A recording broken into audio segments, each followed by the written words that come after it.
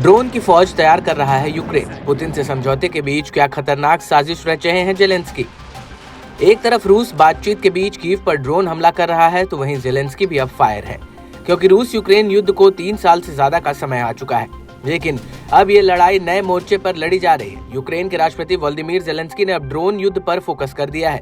Ukraine तेजी से drone की एक विशाल सेना तैयार कर रहा है, जिससे रूस के लिए कई चुनौतियां खड़ी हो रही हैं। जेलेंस्की ने ड्रोन युद्ध को प्राथमिकता देते हुए एक ड्रोन सेना तैयार करने की रणनीति अपनाई है।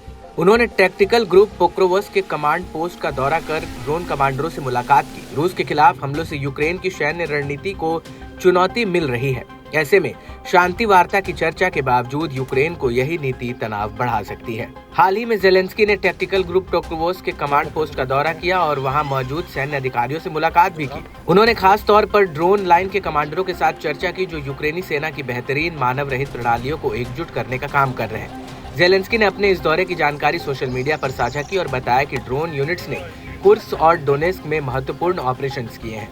यूक्रेन अब ड्रोन वॉर को अपनी सैन्य रणनीति का सबसे अहम हिस्सा बना रहा है। ड्रोन का इस्तेमाल कर यूक्रेनी सेना न केवल रूसी ठिकानों पर हमले कर रही है, बल्कि रणनीतिक रूप से महत्वपूर्ण इलाकों में अपनी पकड़ भी मजबूत कर रही है। जेलेंस्की के अनुसार उनकी सेना ने कुर्स्क क्षेत्र और डोनेस्क में ड्रोन यूनिट्स के जरिए विशेष ऑपरेशन किए हैं, जिससे रूस को बड़ा नुकसान पहुंचा है। इस बैठक में कई कमांडर शामिल थे, जिन्होंने जेलेंस्की को इन अभियानों की विस्तृत रिपोर्ट सौंपी।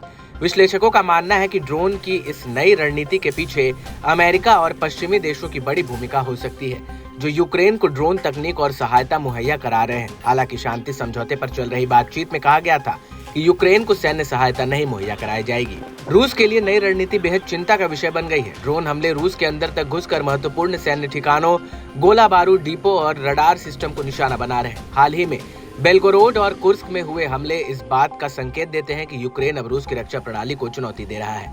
विशेषज्ञों का मानना है कि यूक्रेन की ये ड्रोन नीति रूस के खिलाफ युद्ध को और लंबा खींच सकती है। अगर ड्रोन तकनीक में और अधिक उन्नति होती है तो ये रूस की पारंपरिक सैन्य रणनीति को कमजोर कर सकती है। पुतिन की सेना अब तक टैंकों और मिसाइलों पर निर्भर थी, लेकिन ड्रोन हमलों ने उनकी रणनीति में नया खतरा पैदा कर दिया है। यूक्रेन के ड्रोन युद्ध को लेकर अमेरिका और पश्चिमी देशों की भूमिका को नजरअंदाज नहीं किया जा सकता। अमेरिका लगातार यूक्रेन को ड्रोन तकनीक, खुफिया जानकारी और सैन्य उपकरणों की आपूर्ति कर रहा है। ऐसे में सवाल उठता है कि क्या जेलेंस्की की ये रणनीति केवल रूस के खिलाफ युद्ध का हिस्सा है या इसके पीछे कोई और बड़ी योजना भी है।